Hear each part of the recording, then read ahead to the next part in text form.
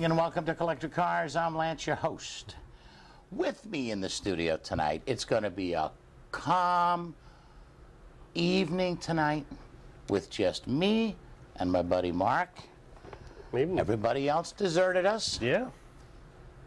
You know, they're probably out getting haircuts. See, that's why you and I don't need to do that anymore. No, we're okay. Especially now that we have a $50 bet. Yes. Yes, I bet you $50 last Sunday that you would cut your hair before me. Yeah. And then I even announced on a microphone, I looked at Mary and said, knowing him for $50, he'll let it grow till he's stepping on it. And she went, yep. And then I find out later that you've made another side deal. Look, oh, look at, he's zooming in on my hair. Yeah. Hey, the reason I'm growing this like this, it's the only part of my hair that isn't silver now. Yeah. You know, looking like an old man. Yeah. I'm just going to be an old hippie. Yeah. But I find you made a deal on the side. Yeah. You told my wife you'd give her 25 of it if she would cut my hair. Yeah. She needs to make 25. I make 25. You're out 50 and you get a haircut. Mary, we got to talk. We got to talk, girl. You know, it's like, I don't have time to go get haircuts or anything. You know, with all the stuff going on, you know what I go through. And now, doing 4 shows in a weekend. Yeah. Right? Yeah. Monday is like a blur. Mm-hmm. It's just one of those days that passed me by. But I'll tell you, we had a good weekend, thank God. Yeah. Got all our shows in. And I really, really was happy to see the AACA show finally have a day without rain. Yeah, and the weather was 3 years real in good. a row. Weather It was great. Yeah. We had a nice breeze. Everything went good. Everything went like clockwork. They were done, you know, before 3 o'clock, before the close of the show. They had everything wrapped up, packed up, and out of there by 3:25. So it was good, and it was good to see the turnout. Yeah, it had 192 cars out there. Yeah. Now that's... Right now, Bill and I have talked about it, and Mergens and I, and Trier and I, and you and I have talked, that things are getting watered down. You know, 12, 13 years ago when I started doing shows, there was Kelvin doing a couple, me doing a couple, Don Rock and Roll did a couple, and maybe Tommy Brooks did the thing, the one, you know, monthly deal down there. But there wasn't really what you have today. No. Today, you look on the calendar at any given weekend, and what are you talking? 6, 7, 8 shows within a, say, 40, 50-mile radius. Yeah, yeah, you definitely, know? Definitely. So it's a whole different ball game. Yep. It's not like it used to be. It's like anything else. You got to change with the times. Yeah. That's what I'm doing. I'm trying to. People are tight. Things are tight. So I'm trying to do little discounts. I'm trying to do. People are looking for the jackets, but they don't, it's tough to spend the money or to justify spending the money on that. I'll do them at cost. Yeah. That's what they cost me, folks. I mean, I would love to see everybody wearing a black satin Lance's Cruising the Hop jacket. Yeah. It's great advertisement for me. They go to other shows, they've got their jacket on, people will say, hey, what's that, or who's that, or you never know where you know, the people are going to come from. They're wearing them up north and everything. They're wearing them up north. I've had, Mark, honest to God, I had a guy come to me and he said, I went to the Woodward Dream Cruise, and he said, I heard from at least a half dozen people up there talking about Lance and the shows in Florida. You know, he said, and I had a gentleman come to me who's part of the group that puts on Turkey Run, Turkey Rod Run. And he said that his boss or his superior said, hey, go up there, go over there to Port Charlotte, to that Super Cruise, and see what this guy Lance is all about. I'm hearing so much. So people are talking. They like what we do. We're consistent with what we do. With all the bad weather, with all the economy and everything else, you've got cruisers that have had to sell their cars. Oh, definitely. No question about it. Oh, yeah. And you got other ones buying cars and coming into the hobby. But with everything, the only thing we're not doing now that we used to is dash blacks. And that was number one, a big expense, and number two, I can't get in touch with the guy that was doing them for me. And it's tough to get new suppliers and things like that. So, you know, you put it all together, Mark. This is a strong, strong hobby. The cars maintain their value and increase in value even in a bad economy. These are good. It's good investment for the people, and my goodness, they're riding them around and having a ball in it. Oh yeah. You know. And it's so family oriented. Exactly. I mean, you know, it's even the younger group with kids still. They can bring them out. There's plenty to do. And the guy who won $100 over there at Denny's the other night. young guy. Yeah. And I forget what he was driving, a Nova or something? Was he Yeah, I don't remember which one it was his. There's so many going on now that I can't remember. I know faces. I had a gentleman comes up to me at Hooters the other night and says, "Hi, how you doing?" I said, "Good." I knew the face. And I said, pretty good, you know, things going good, shows are going good. He said, "Do you know who I am?" And I said, I know the face. It was John Ford. He was a sponsor of mine for years. Yep. Building street rods. So there's just so many people and so many cars now. I know way back in the day when I knew everybody's name, knew what they drove, the whole bit. It was nice. It was more of a, you know, more of a tighter kind of little niche, yeah. Yeah, a little niche kind of thing.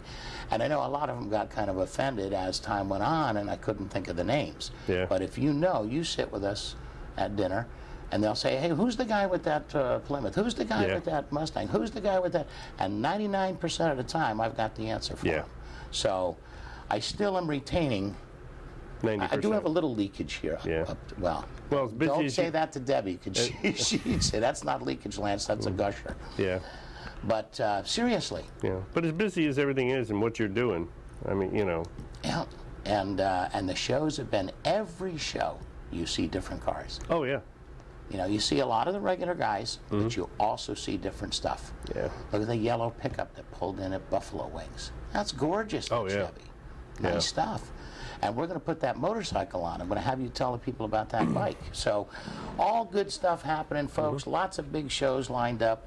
I'm just going to keep going. When I fall short, when I make a little mistake on a schedule or something like that, just realize that, you know, that the day I did that, I may not have slept for 2 days, you know, or may have gotten 4 or 5 phone calls while I was doing it and lost track of what I was doing. So. Anyway, Billy, on the break, when we get to break, just grab the scissors and you know, take care of Mr. Petty here. Just put a bowl, and you know he'll be fine. Yeah.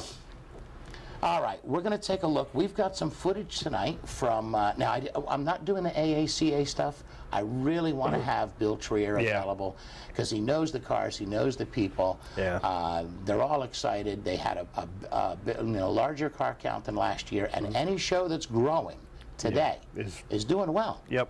Is doing real well. That speaks highly of those people and that club. And it's a good cause. I mean, that's for the kids. That's scholarship money for the kids. You know, I asked him if there was an age limit. I was thinking of going back to school, learn how to be a DJ.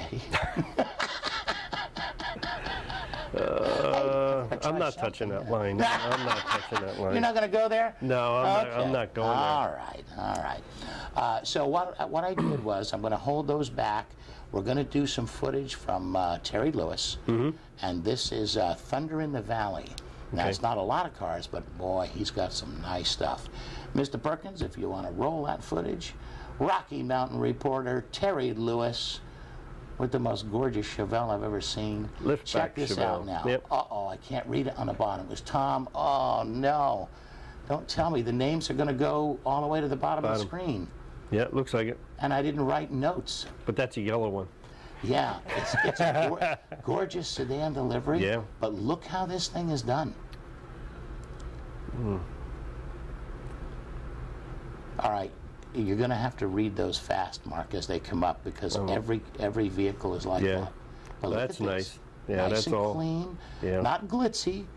You know, some of them really go you know, wacky with custom. But yeah, it's a nice leather interior. Got a little bit of billet there. What's that look like? Little 350? Distributor is in the front. It's probably a Ford. Sweetheart Bakery. Very, very sharp. I didn't realize that those names were a little bit low. Yeah. And actually, Terry did that. Did he? Yeah. He put all that on there. All right, this 72 is Leroy, Chevelle. 72 Chevelle. Yep. I'll get the name, you get the vehicle. Okay. We'll have to double team this one. 72 Chevelle. Again, well done, clean. 72 is a good year. Yeah. For those. Well, and that whole group's just hold their value so well, you know. Yeah. It's all the muscle cars do. Look at this. Yeah. Now that looks pretty stock. Other than well, it's got gauges. the add-on gauges underneath. It's got an add-on radio. It's got a different shifter. It's got the Vertigate shifter in it. But the rest of the dash is factory. And that air clean. Kind of tough to tell. Yeah, I mean there's a lot of billet and a lot of chrome. I mean the master cylinder, the booster, the headers. That's a Mopar. I can't read this one either. 68, 69. I'm sorry, folks. I should have realized and pulled those up. It's a 68 or 69 Charger. Nice, very nice. I think it's 68.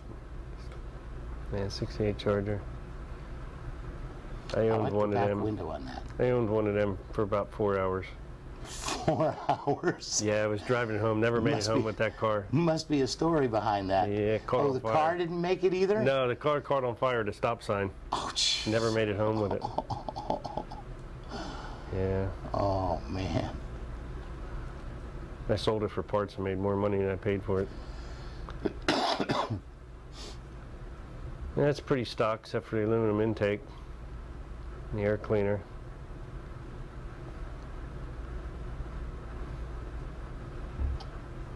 A lot of nice. Look at this. 1960 Cadillac Custom, Richard Cordova. 1960 Cadillac, 5960 had the big fins in the back. And that's an old 70s paint job. The pearl with all the outline block work. And those colors were popular back then. Oh yeah, the candies. Bright, yeah. He's got a little sunspot on that. Tough shooting on these, but. And that candy paint will do that too. Depends on what color base they put on it before they shoot it with the other colors. Look at this. Yeah, they've added a bunch in there. A little bit of custom work in there. That looks like a Cuda, I can't tell. Challenger. Dodge Challenger. 72. 72? Yep. All right. Thanks, Billy. Hey, when we don't recognize them, the camera guy does that. Now that's an indication she's been shooting our shows way too long. Too long, yeah. Yeah, she's also got a mic in her ear. Yeah. Yeah. But look at this. Yeah, and that's a factory shifter there. That's the pistol grip. I always loved that on my Cuda. Yeah. I thought that was hot. Now that's a big motor. Yeah, it's probably a 340 or 360. Or 426? No. No? No. No, it's probably 340 or 360. 70 Dodge Challenger. That's got the shaker hood on it. Some fabulous Mopars. Yeah. And that's just a group that is phenomenal in money. To buy these cars right now today, they hold their value so well. Oh, these Mopars? Yeah, big time. Your Challengers, your Cudas, all of those. Yeah. I mean, they're just, they're increasing in value. Yeah. And even a clone car. I mean, they take in stuff, a Hemi in it, and they're getting $80,000 for them. Yeah. So that's that nice, looks pretty original in there. Yeah, it's nice, it's clean. Mm-hmm. It looks like a 67, 68 Barracuda, 67? 67. 67. Yeah. And he's got the bird fin on the back. Where do you see this from the rear end? Oh, it's got the Daytona wing? Yeah, you put the Daytona wing on it. It didn't come like that. No, that's not exactly a stock item. No. Matter of fact, that wasn't even an available option. No. But he looked at it and said, you know what? I think it's cool and I want one on my car. And that's what makes it a custom. Exactly. Yeah. And that looks like a 340.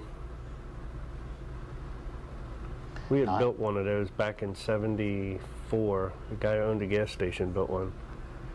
Corvette 67, I believe. 64? 64. It's got 64 side pipes. Yeah. Morgan's is screaming at us right now. Oh, I know. Yeah.